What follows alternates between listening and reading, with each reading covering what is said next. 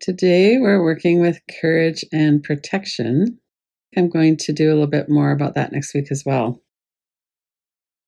This is a really deep exploration into our own relationship with ourselves, courage to know ourselves, also the courage to be ourselves with others, and look into how shaming and judgment and the kind of culture we live in really makes this hard, and to be really careful that we're not going into shaming.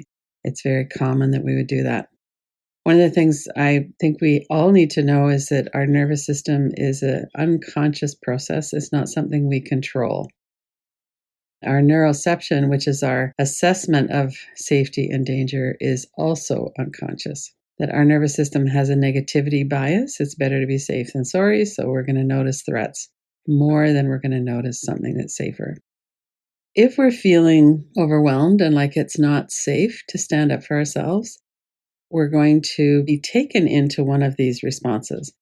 Now, that's not to say we have to stay there, but something like that will be activated. We'll most likely go into appeasing somebody, trying to make ourselves safer that way, go into a fight, flight, or freeze. We might dissociate or disconnect.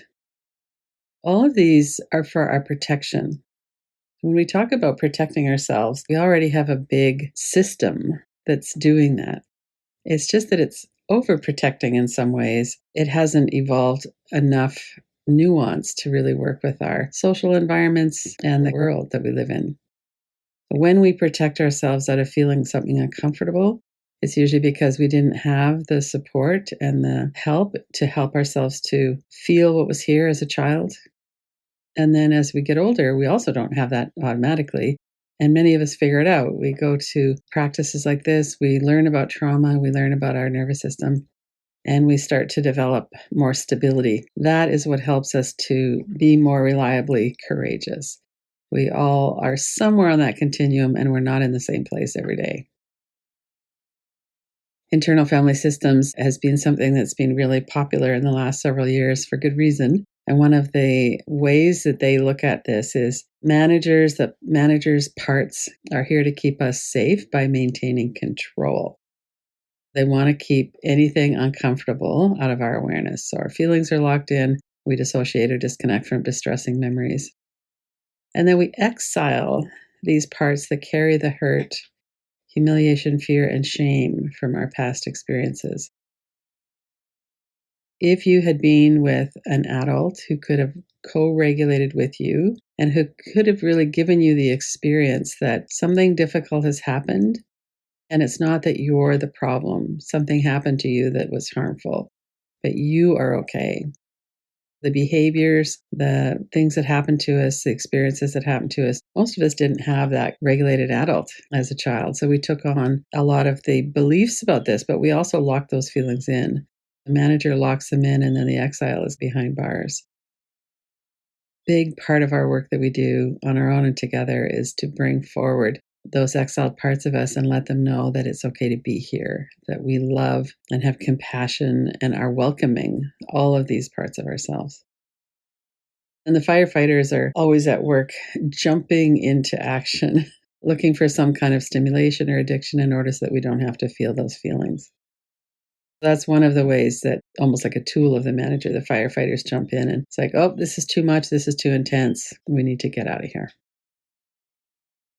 Because our nervous system is set up to protect us, it's helpful to look at not just physical things, like I know from experience that I need to look both ways before I cross the street. We also need to recognize that we know from experience that a certain tone of voice could mean that somebody could be damaging to us or could be a threat. When we're in freeze or shutdown, one of the ways that we protect ourselves, we actually might fail to protect ourselves. We use that bare throat defense of, you'll see that in animals sometimes. A less powerful wolf will submit to the alpha. It's more like, I'm so nice, please don't hurt me. I'm not a threat to you. But what we forget and what we can get stuck in is that we need to come forward and protect ourselves, that the bare throat defense doesn't always work. And it costs us a lot. It feels humiliating. When we're in a more of a fight response, we tend to blow up our relationships. Even if it's somebody we love and care about, we're not thinking about their feelings. We're emotionally flooded. So expressing anger is very different from being in a fight response. And it's good to feel and express our anger responsibly. And we need to do that when we're regulated. We're here, we're in our body, and we know what we're doing. And of course, when we're in a flight response, nobody can connect with us. We might be in the same room, we might be in the same bed, but we're not there together. Fawning or people pleasing is this unsatisfying way of connecting with people. It's hard to believe it when someone says, "Oh, I love you, you're wonderful," if they don't really know who we are. We haven't taken the risk to move forward into more vulnerability. And the reason we haven't is because our protection system is at work. When we look at this as a cycle or as a system, it's not something that we're doing wrong. It's something that we're experiencing. All of us have a nervous system. It can work in a little bit different ways, but it tends to work along these lines. The answer then is to bring our adult self into the equation. So we can welcome the exiled hurt parts. We can reassure the firefighter parts that we don't need that level of protection. And we can integrate all of these parts and who we are. We don't need to protect ourselves in these extreme ways. And we can get a lot more nuanced around, do we really need to be protected? Love who you are. That's a big job. That's advanced practice. What does emotional courage feel like? It feels like feelings. It feels like I'm aware of what's in my body. I know about my core deficiency beliefs and I'm beginning to see through them. It's about taking risks, appropriate risks. Even when we want to be more vulnerable, there might be people that we're like, no, that's not the person I'm going to be vulnerable around. Because in the past, I've seen them be contemptuous of others or shame others, and I don't want to take that risk that they're going to turn that on me. And at some point, we might decide to have a conversation with them.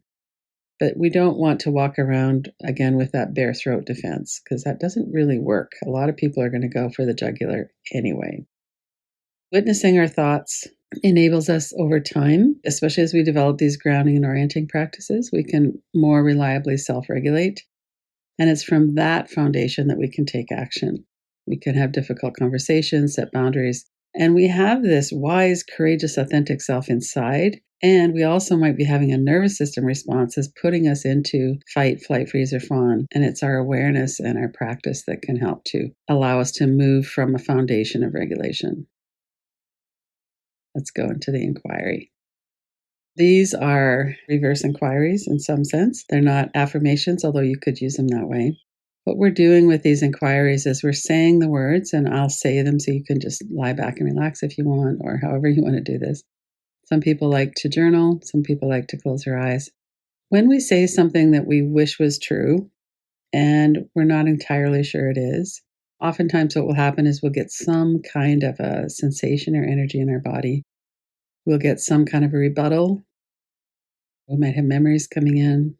Let's take several minutes to work with this. I am worthy of protection. We're not going to protect something that doesn't matter to us.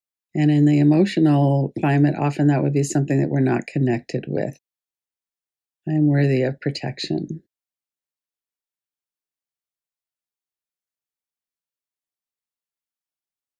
I see my situation accurately. I'm not fooling myself into thinking if I'm nice enough, that person's not going to hurt me. I really have the courage to look at it head on and see it for what it is.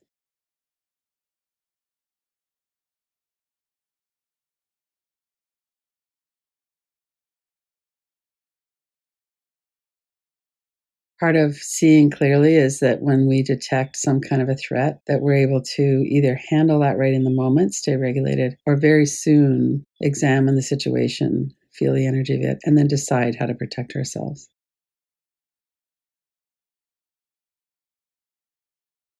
I'm on my own side. I protect myself. Notice what's happening in your body as you're looking at all of these. There might be memories or examples of this coming to mind.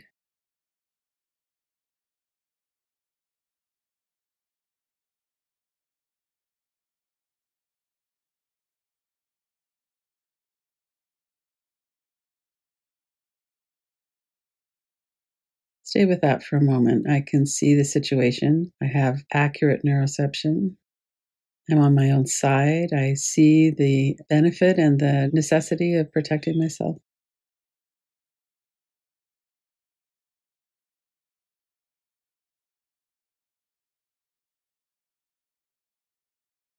And this next part is more along clarity, but it's not so much about the situation as it's about the bargains we make. If you think about any kind of a relationship, oftentimes we'll have each other's back. It's not necessarily that the bargains we make are harmful, it's that we want to be able to see them. If we've never been protected and somebody comes along who's protecting us, we're going to be very vulnerable to that. We're going to have a hard time really seeing, what does it cost me? Am I being put in a position of a child? Am I giving away my own agency? Notice your breath, your feet, your seat. Stay grounded. This is hard for us to see,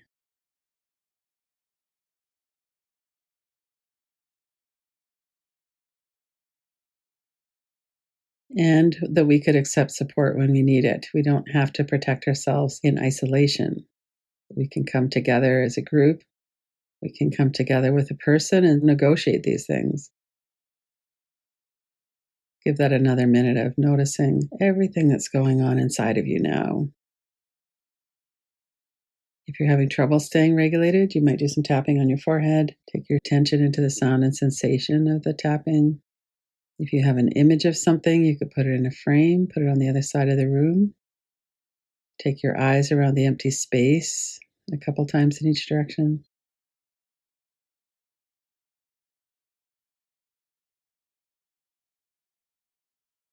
Some of these are reflections that we'll need to do over time. It's not an on off switch. I always, I never. It takes a lot of courage to start making changes here.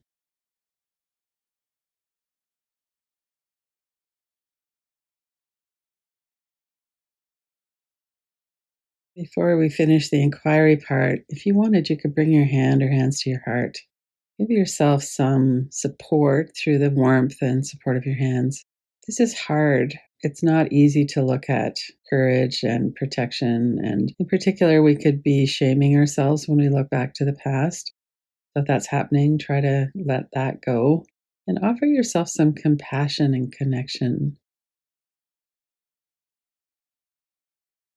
We can take all of those parts that have been operating on our behalf, trying to protect us, and we can bring our adult self and do something that works better. Takes into account all of the different complexities and the components of this.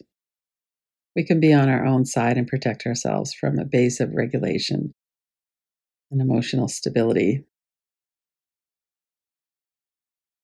Don't have to do that separately. We can do that together.